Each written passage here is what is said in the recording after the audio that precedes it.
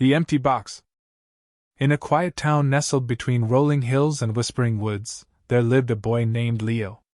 Leo was 10 years old and had the kind of curiosity that made adults smile and sigh all at once. His room was filled with books, puzzles, old coins, and little treasures he had found on his daily walks. Twigs shaped like swords, pebbles that sparkled like stars, and once, even a bird feather with rainbow colors. One rainy morning, while exploring his grandfather's attic, Leo discovered a large, dusty box sitting alone in a corner. It was made of dark wood with iron bands and a big brass lock, though, strangely, it wasn't locked at all. Carved into the wood were 3 simple words: "Do not open." Naturally, Leo opened it. Inside, there was nothing. The box was completely empty. He checked again. He reached in, felt around, and even turned it upside down. Nothing. Just air and the faint scent of old wood.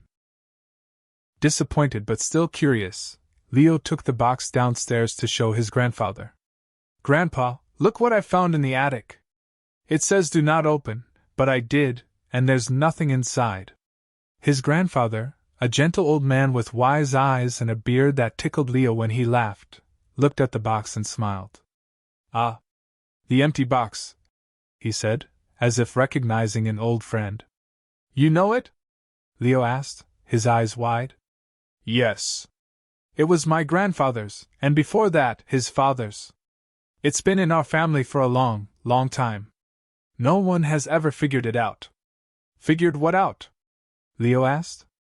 "What the box is for." "But it's empty," Leo insisted. His grandfather chuckled softly. "Is it?" That night, Leo placed the box beside his bed. He stared at it, trying to make sense of it. Maybe it was magical? Maybe it only worked when you really needed it? Or maybe it was broken? Before he drifted off to sleep, Leo whispered, "If you're not just an empty box, show me something. Anything." In the morning, he woke up and opened the box. Still empty. But something felt different. Inside the box, sitting right at the bottom, was a single marble. It was glassy and clear, with a swirl of blue and green like the earth itself. Leo picked it up, amazed. He hadn't put it there. He was sure. Where had it come from? He showed it to his grandfather, who raised an eyebrow and said, "Well, that's new." From that day on, every morning, Leo would find something new inside the box.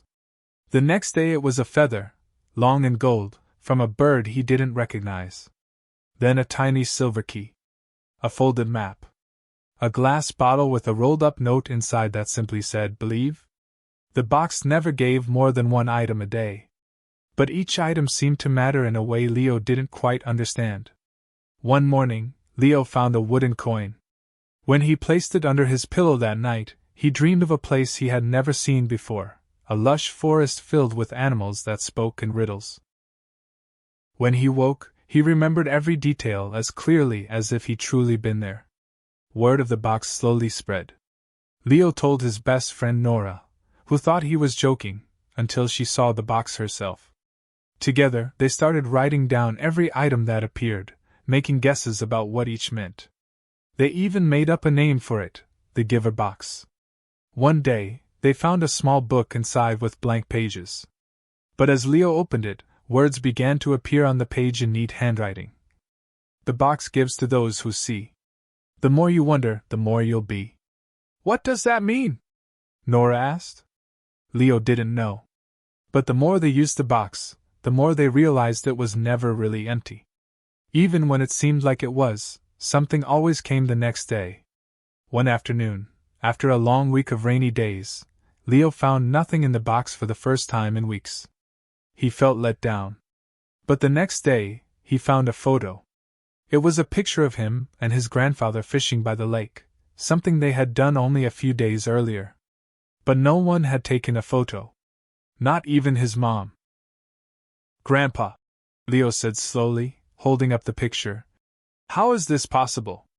His grandfather looked at it for a long time. "Some things don't need answers, Leo. Some things are meant to be mysteries. But I want to understand.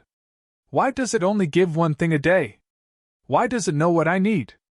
Why me? The old man nodded. All good questions. But here's one more. What will you do with what it gives you? That night, Leo thought hard. He had a whole shoebox full of treasures now. But maybe the real purpose of the box wasn't just to give, it was to inspire. The next day, Leo took some of the gifts and started making things. He used the map as a backdrop for a story he was writing. He built a birdhouse and decorated it with some of the feathers. He turned the marble into a pendant for his mom's necklace. Every gift became part of something bigger. The box, he realized, gave not just things, but possibilities. Then one day, Leo found the box empty again. No marble, no feather, no map. Just the plain wood and iron. He waited the next day. Still empty. A week passed. Nothing. Maybe it's done, Nora said. Maybe it gave you all it could. Leo nodded, trying not to feel sad. But that night, he opened the box one last time. Inside was a letter. It read, "You have learned to see. The rest is up to you." From that day forward, the box never gave Leo anything again. But something had changed in him. He started noticing little things in the world he hadn't seen before. A caterpillar hiding under a leaf, the way clouds painted stories in the sky, the laughter of someone who needed a friend. He began drawing more, writing more, and creating more. He and Nora started a club at school called the Wonder Watchers, where they encouraged kids to be curious, to ask questions, and to notice magic in the ordinary. Years passed. Leo grew older. The box remained with him, a quiet companion in his room. Sometimes people would ask, "What's that old thing for?" And Leo would smile and say, "Oh, that? It's an empty box." But he knew better. Because the box had taught him the greatest secret of all: emptiness is not the absence of something, it's the space for anything to begin. Epilogue. When Leo was much older, with white in his beard like his grandfather once had, he returned to the attic of his childhood home. He dusted off the old box and ran his fingers across the carved words, "Do not open." He smiled and whispered, "It's your turn now." He left it in the corner once more, for a child yet to discover it, to open it, and to see that even the emptiest box in the world might be filled with wonder, if you know how to look.